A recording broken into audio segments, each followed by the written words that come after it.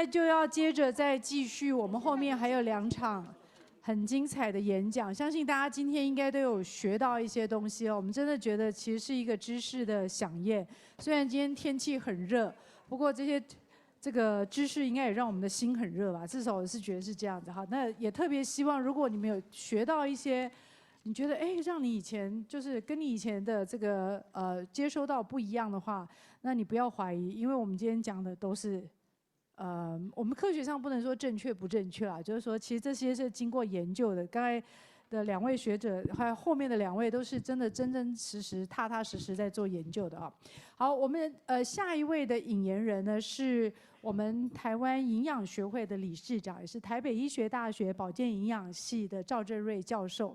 那我们的赵理事长呢，他这个其实除了教学跟研究做得非常精彩之外，其实他的校内外的行政经验真是非常的丰富哦。如果要把他，譬如说他在台北医学大学的这个行政经验念的话，可能要花好几分钟时间。所以我就直接讲最靠近的是，他去年暑假才卸任了，当了6年的营养学院院长职务。那他现在又担任他们。北医进修推广部，你们有个很特别名词，什么进推长，对不对？其实就是处的处长啦，就是最老大。那他刚才风尘仆仆的从捷运站很热走来，我刚才看到他这样满身汗，我就觉得真的于心不忍。那你看他除了做这个这么忙，他说他有业绩压力，都要1亿多，是不是？每年哈，那这个1亿多对北医来讲，应该也是还只是个小数目，是吗？然后呢，他同时还是我们营养学会理事长，所以真的非常忙碌。现在要带领着我们营养界，要一起推动很多很复杂的事情，可能从黄金珍老师的时代就我们一直还没有解开的事情。好，那我现在就不多浪费大家时间，我们热烈掌声欢迎我们的赵理事长。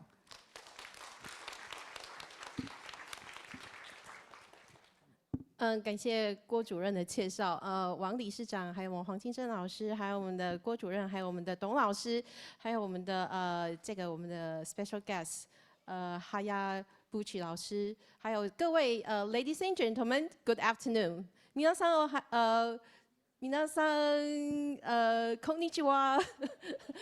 大家午安。我是台湾营养学会赵正瑞，因为今天是以营养学会的身份来代表来介绍我们以下的讲者。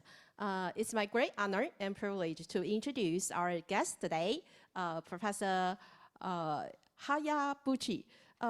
Professor Hayabuchi 呢，现在目前呢是这荣誉教授，他是在Fukuoka Women's University， 就是福冈女子大学。那福冈女子大学，它在Department of Food and Health Sciences， 食品跟保健营养的这个领域。那另外，它也是我刚看它的名片呢，它也是就是 Fukuoka 应该是 Asian Urban Research Center。就是应该它特别是在研究亚洲的这个一些研究中心。那它本身毕业的都是主要的food science 跟营养的毕业的专业领域。它是曾经是大学的部分是Kyushu University 九州大学，然后是 graduate school 对不起，这个是博士graduate school of medical sciences， 就是医学大学医学毕业的是在九州大学 PhD， 然后他的硕士呢是Ochanomizu University 御茶水女子大学御茶水大学，然后也是在他拿到的硕士学位是Master Science of the Home Economics。家政的硕士学位，那他的大学呢是在 Fukuoka Women's University， 福冈女子大学，然后也是 Home Economics， 然后本身他也有取得我们就是专业的营养师证照，然后他曾经经历呢很多个学校，包含之前的有在Saga University 佐贺大学。后来又到了 Fukuoka Women's University， 就是福冈女子大学，然后后来也去了Nara Women's University 奈良女子大学，所以经验很丰富。那相信今天他给我们的主题呢，也是大家可以收获很多。他今天的her special speech today is evidence-based salt reduction initiative to maintain taste using umami. Please give a round of big applause to welcome our special guest today, Professor Hayabuchi.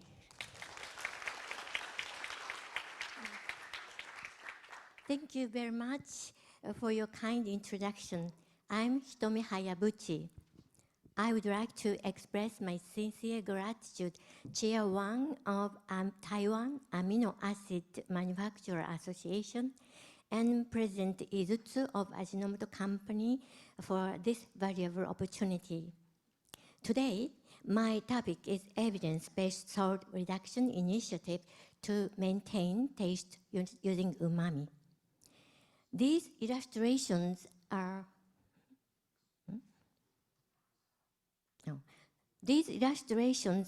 low salt characters of the Japanese Society of Hypertension. The boy's name is Yoshio. He is a 6-year-old who loves cooking and cares about his health.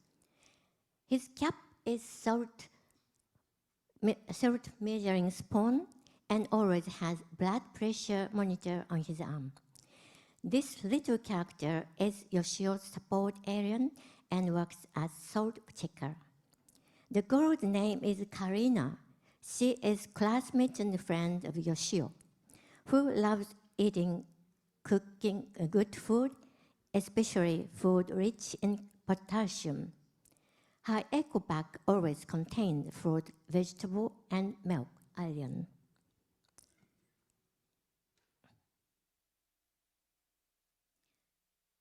In this talk, primarily, I will present approach to salt reduction with umami, which is supported by the result of our research. The first, the effect of umami on the saltiness and palatability of low salt solutions. The second, the validation of preferred salt concentration in soup for the purpose of salt reduction. Additionally, I would like to share our 2 recent study findings. The first, the feasibility of low sodium, high potassium diets and their effect on blood pressure. And the second, the model estimation of the effect of umami on salt intake. Excessive salt intake is a global public health problem, and its reduction is recognized as one of the most cost-effective means to improve global health. The world is striving to achieve the World Health Organization target of 30% salt reduction by 2025, but no country has achieved it yet. And globally, salt intake has increased during the COVID-19 pandemic. So it is imperative to urgently establish a food environment allowing for easy, delicious, and healthy diet with reduced sodium content. In Japan, a new initiative for a healthy and sustainable food environment collaborating between industry, academia, and government is being promoted by Ministry of Health, Labor and Welfare in collaboration with the relevant ministries and agencies. The priority nutrition issue to be addressed is clearly stated as salt reduction. The key to success in salt reduction is good taste. Therefore, we examine the utilization of umami, a taste discovered by the Japanese. The first main issue is verification of the effect of umami on salt reduction and of the preferred salt concentration in soup. First, we present the effect of umami on the saltiness and palatability of low salt solutions. The second, the validation of preferred salt concentration in soup for the purpose of salt reduction. Note that in this study, we used glutamate as the umami substance, distilled water as a solvent, and purified sodium chloride as a salt to conduct the test under most stable conditions possible. Soups, including noodles, are a major source of sodium intake, especially in Asia, especially Japan. Therefore, we affirm the effect of umami on sourness and palatability of low-salt solutions, and we explore the preferred salt concentration in soups for the purpose of salt reduction. First, through laboratory experiment, we quantitatively investigated changes in saltiness and palatability when glutamate was added to the low concentration salt solutions. Next, we conducted a randomized blinded experiment in multiple regions in Japan. We confirmed the effect of umami on saltiness and palatability of low salt solution. We explored the most preferred salt concentration for soup. First, this is a result of a quantitative verification of the effect of umami utilization. The vertical axis of the left chart shows the intensity of saltiness. Saltness ratings are highly independent on the salt concentration, regardless of MSG concentration. On the other side, the palatability shown on the right is the highest at 0.6% salt and lower around that level. The MSG concentration of 0.3% was rated the highest. And we also compare the effect of 4 glutamates that have different salts: sodium, potassium, calcium, and magnesium. In the top chart, the saltness rating of the 0.3% salt solution was significantly higher for in all added glutamate than for in the salt alone, indicating a salt-enhancing effect independent of the type of salt ion. But in the 0.6% solution, the difference was small and not significant. In the bottom chart, the palatability, the glutamate added were rated higher than the no added in both saline solutions with significance. Note that the taste of umami differed slightly dependent on the type of salt ion. At the low concentration, the sodium was rated the highest with significance. In addition, glutamate other than the sodium were found to absorb moisture very easily, presenting challenges in storage and handling, making it difficult to maintain stable quality.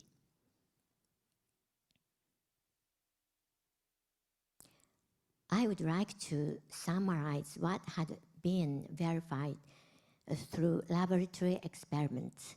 1.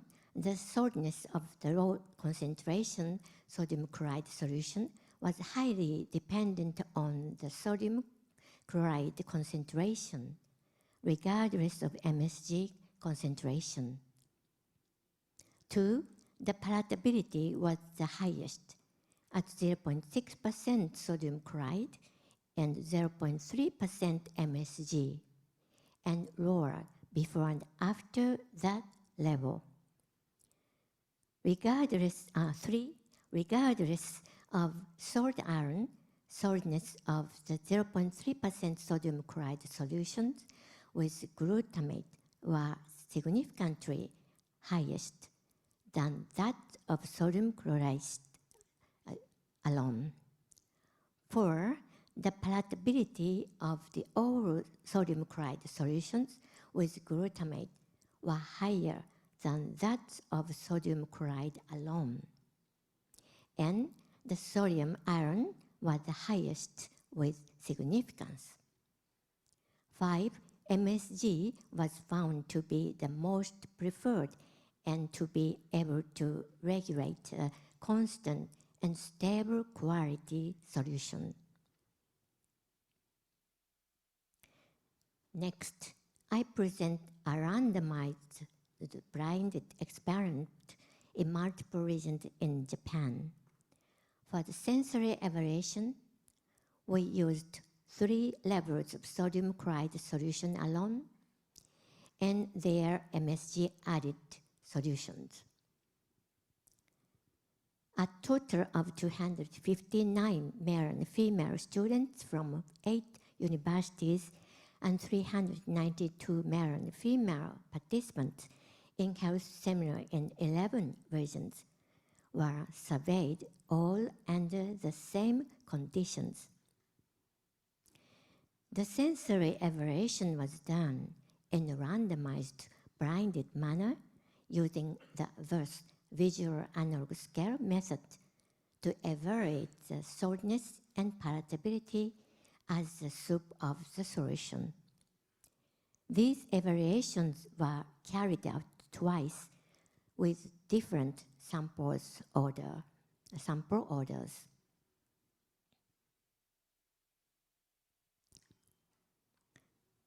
This is the result of analysis of 584 subjects who had no taste abnormalities and no incomplete entries. The horizontal axis is a 6-type solution. Light color are only sodium chloride, and dark colors are with MSG. And the vertical axis is the VERSE rating. The saltiness shown on the left correlates very well with salt concentration. Saltiness enhancing effect of adding umami was particularly large at 0.3%, a little at 0.6%, and rather weak at 0.9%. The palatability of taste on the right was significantly higher with adding of MSG at all concentrations. In particular, the 0.3% was the highest and significantly different from the other solutions. All of the results by university or region were similar to these overall results, with no differences by location. This is the result of a reanalysis using the nationwide survey by age, salt intake by regional block at birth, and personal or family salt taste preference. First, saltiness ratings. Significant differences were found among the 3 age groups, suggesting an age-related decrease in taste perception. However, in all groups, the saltiness ratings correlated with sodium chloride concentration. The higher the sodium chloride concentration, the higher the saltiness rating. The 0.6% sodium chloride solution with MSG showed significantly higher saltiness rating than those without MSG in all groups. Similarly, this is the result of the palatability ratings. For all items and groups, the MSG added solution had significantly higher palatability ratings. Even in the group aged 41 years and older, which had low saltiness score, the effect of enhancing the palatability by adding MSG was also recognized. The 0.3% sodium chloride solution with MSG had the highest rating for palatability across all groups, regardless of age, levels of salt exposure, environment in early childhood, and salty taste preference.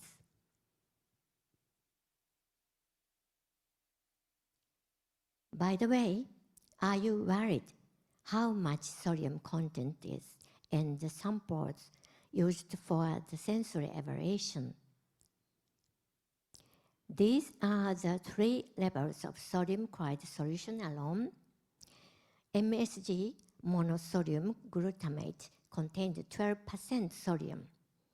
The 0.3% MSG that was most preferred in this study contained 0.037% sodium, which is equivalent to 0.09% salt. MSG added glutamate solution, MSG added solutions are in red, have that amount added. If the sodium content of a general soup is 100%, the sodium in the 0.3% mixture preferred most is about 40% of that amount, a reduction of about 60%.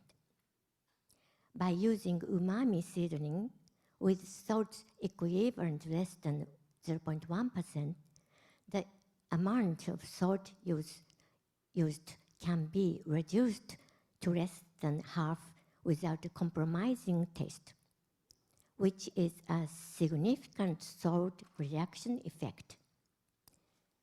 The key to delicious salt reduction is to use just the right amount of umami seasoning, a very small amount, and to reduce the amount of salt by half or more, and to check for salt before adding salt.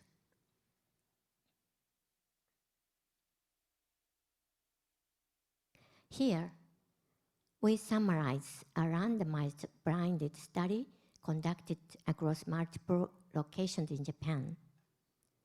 1, sensory evaluations were conducted on 259 students and 392 male and female participants in 19 locations in Japan. The saltness enhancing effect of MSG addition was particularly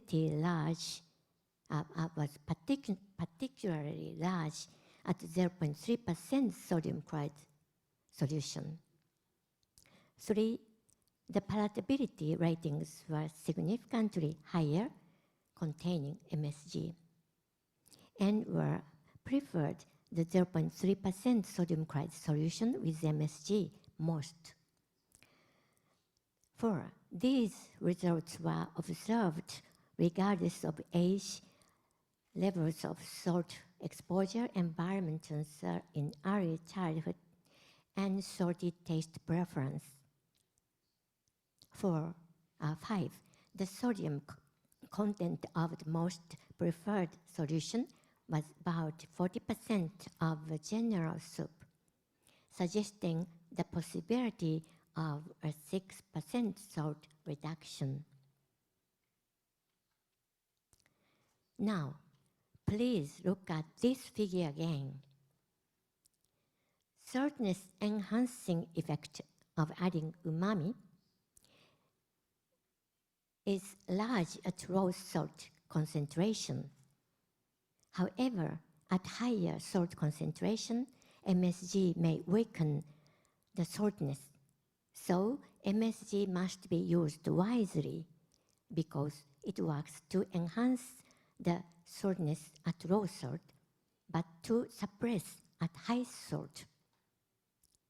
A double-blind sensory evaluation revealed that 0.4% saline containing MSG was preferred over 1% saline one. Adding umami without reducing salt would increase sodium content and result in a rather weakened saltiness. Many people believe that reducing salt makes food taste bad. However, if you taste the soup without knowing what is in it, you should find that the lower salt concentration with umami tastes better. This is why I think we should use umami wisely to reduce salt intake and enable a healthy and sustainable society.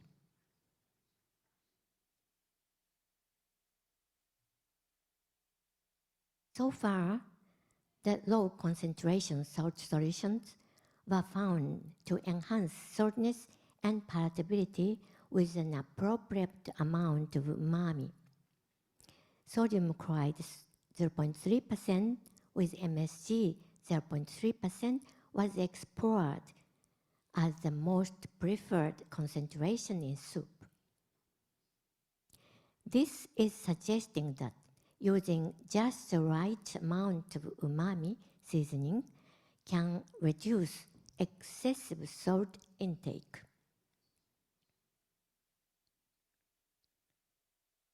The traditional Japanese cuisine is called washoku. Wa means harmony. Shoku means diet. Washoku was recognized by UNESCO as an intangible cultural heritage in 2013, just 10 years ago. Washoku is social practice based on essential Japanese respect for nature. Therefore, washoku has these 4 characteristics. 1. Various fresh ingredients and using their natural taste. 2. Well-balanced and healthy diets. 3. Emphasis of the beauty of nature and presentation. 4. Connection to annual events. This is a typical Japanese meal that consists of ichiju sansai. Ichiju sansai concept maintains that in addition to rice and pickles, there should be 1 soup and at least 3 other dishes. The defining flavor element in washoku, dashi stock, is made with dried kelp, kombu, dried bonito flakes, katsuobushi, and dried shiitake mushroom. Dashi is rich in savory umami.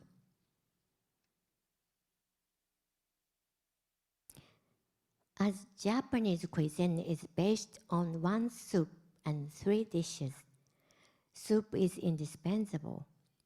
Therefore, it is said that the amount of salt intake increases, but the amount of added salt can be minimized by making the best use of the umami of the soup stock and ingredients. For example, a soup with lots of ingredients can use less salt than a stir-fried dish with the same amount of ingredients, because the broth is rich in the savory umami at the ingredient. A small amount of salt brings out the umami of matsutake mushrooms, steamed soup in an earthenware pot, and clam soup. If you add too much salt, the saltiness will be too strong, and you will not be able to taste the umami flavor. For these umami-rich soup dishes, the key is to use a very small amount of salt to bring out the savory umami. As we know, umami substances that present the umami taste are represented by glutamate, which is an amino acid, and inosinate and guanylate, which are nucleotides.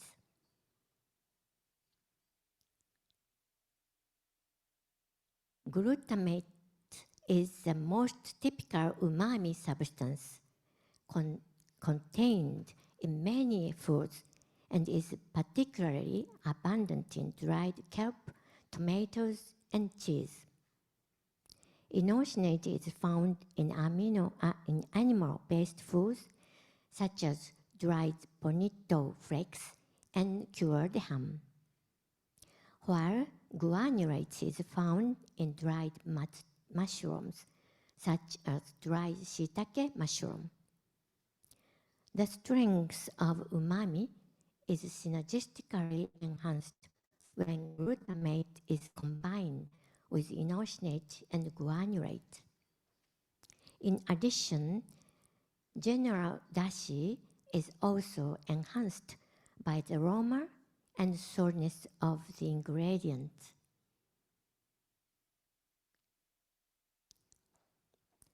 From here, I will share our intervention trial aimed to verify the effect of low sodium hypotassium foods.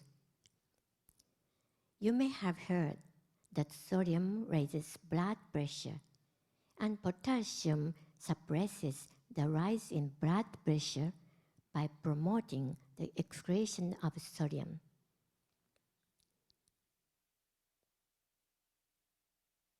The salt intake of Japanese people is excessive, about twice the international standard, and potassium is not enough, at about 2/3. Too much sodium and too little potassium increase blood pressure. Therefore, salt substances with a low sodium and high potassium content have been developed. However, the salty taste of potassium chloride also has a bitter and inorganic taste, which is not delicious. Recently, low sodium, high potassium seasonings and processed foods have been developed with a small amount of added polygamma glutamate, which is useful for improving taste when substituting potassium for some of the sodium in salt. PGA is formed by bacterial fermentation, is also the sticky ingredient in natto, a traditional Japanese food. We conducted a randomized double-blind control trial on 187 Japanese men aged 35 to 67 years with high blood pressure who did not use antihypertensives. Participants were randomly allocated to an intervention or a control group. They continuously are boxed lunch and miso soup at weekday lunch time for 6 weeks in a double-blind manner and recorded their intake and taste ratings of the diet. Health examinations were conducted before and after the intervention, and changes in urine, blood pressure, and other physical conditions were examined. These are 2 examples of Japanese bento boxed lunches that were distributed. The containers are different, but the foods contained in the lunchbox are exactly the same in appearance and main materials. During the intervention period, neither the distributors nor the eaters were informed which lunchboxes were low salt. This shows the calculated nutritional values of control and low salt boxed lunches. The average of energy, protein, fat, and carbohydrate did not significantly differ between them. But the sodium content of the low salt lunches was about half of the controls, while the amount of potassium was almost double. The sodium to potassium ratio was 0.69 for low salt compared to 2.74 for control. This is the result of taste evaluations of 43 dishes. These are the average evaluation scores of the control and low salt groups, scored based on the records. Control in the pink frame and low salt in the green. Most dishes scored above normal 0. The average of total dishes were almost 0.2 with no significance.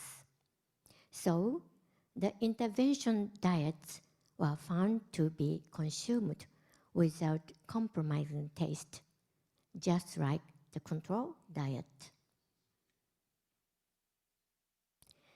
The boxed lunches were distributed for lunch for 30 days on weekdays. The eating rate was around 92% in both groups. There was also no significant differences between the two groups in whether they consider their diet to be normal. This shows that low sodium, high potassium diets were consumed as well as normal diet, suggesting the blinding intervention was successful.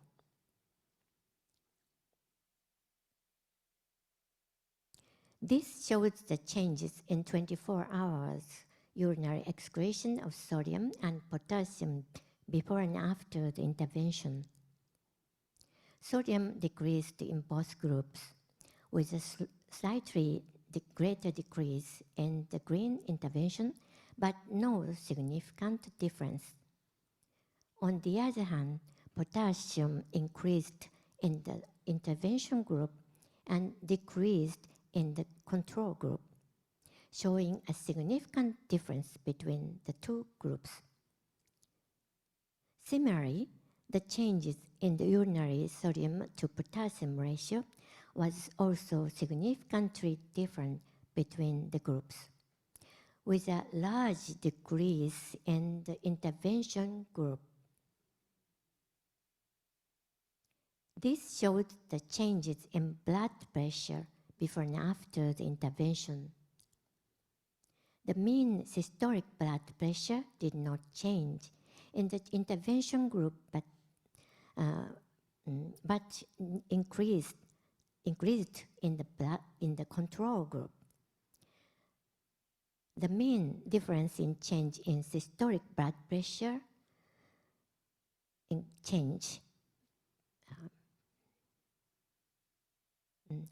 the pressure between the two groups was minus 2.1 or 2.0 millimercury with significance. For diastolic blood pressure, the mean difference in change between the groups was small and showing no significance. This study found that diets with new low sodium, high potassium foods tasted just as good as normal meals, and confirmed that the intake of them promoted urinary sodium excretion and suppressed the increase in blood pressure. In conclusion, the use of low sodium high potassium foods aim to lower blood pressure in free living settings would be feasible and effective.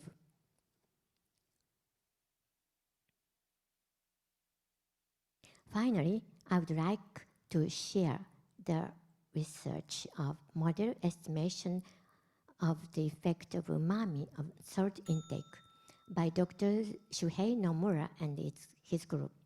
Their studies provide essential information on the potential salt reduction with umami substances.